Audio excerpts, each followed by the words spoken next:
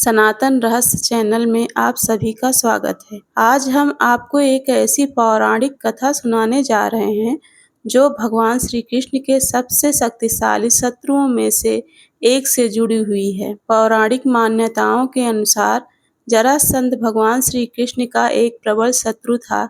इसकी मुख्य वजह यह थी कि वह कंस का ससुर था और कंस का वध स्वयं श्री कृष्ण ने किया था। तभी से जरासंध श्री कृष्ण से प्रतिशोध लेने के लिए आतुर हो गया। जरासंध मगध का सम्राट था जो आज के बिहार क्षेत्र में स्थित है। वह इतना क्रूर और महत्वाकांक्षी था कि चक्रवर्ती सम्राट बनने की इच्छा में उसने 100 राजाओं को बंदी बना लिया था ताकि एक साथ उनकी बलि चढ़ा सके। अब आइए जानते हैं जरासंध के जन्म की अद्भुत कथा। मगध में एक राजा हुआ करते थे बृहद्रथ।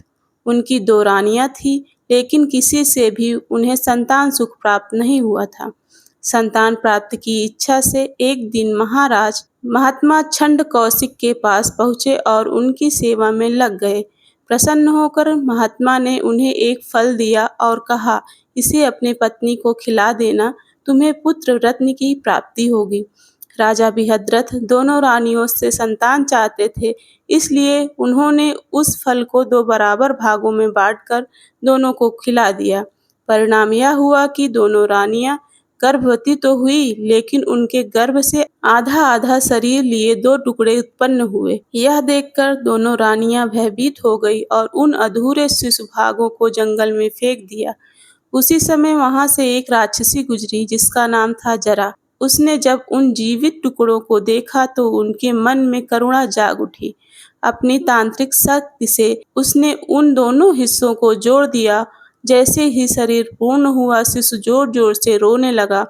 उस रोने की आवाज सुनकर दोनों रानियां बाहर आई और स्वस्थ बालक को देखकर चकित रह गई। तभी राजा बृहद्रथ भी वहां आ पहुंचे। राक्षसी जरा ने उन्हें पूरी घटना बताई। राजा अत्यंत प्रसन्न हुए और उस बालक का नाम रखा जरासंध, अर्थात जरा द्वारा जोड़ा गया। अब बात करते हैं जरासंध के अंत की। जरासंध को उसकी तांत्रिक शक्ति के कारण परास्त करना अत्यंत कठिन था। तब श्री कृष्ण ने पांडवों को उसका जन्म का रहस्य बताया और एक विशेष योजना बनाई।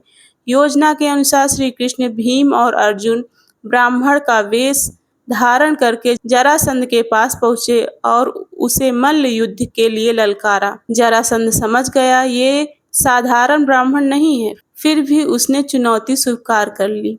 भीम और जरासंध के बीच 13 दिनों तक भीषण युद्ध चलता रहा। हर बार जब भीम उसे 2 टुकड़ों में फाड़ते वह फिर से जुड़ जाता। 14वें दिन श्री कृष्ण ने भीम को संकेत दिया।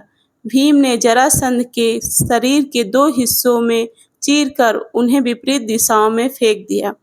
इस बार वे टुकड़े दोबारा नहीं जुड़ सके और इसी प्रकार जरासंध का अंत हुआ। जरासंध के मरते ही श्री कृष्ण ने उसकी कैद में बंद सभी 100 राजाओं को मुक्त कर दिया और उनके पुत्र सहदेव को मगध का राजा बनाकर उन्हें अभय प्रदान किया। आपको यह कथा कैसी लगी कमेंट में जरूर बताइए।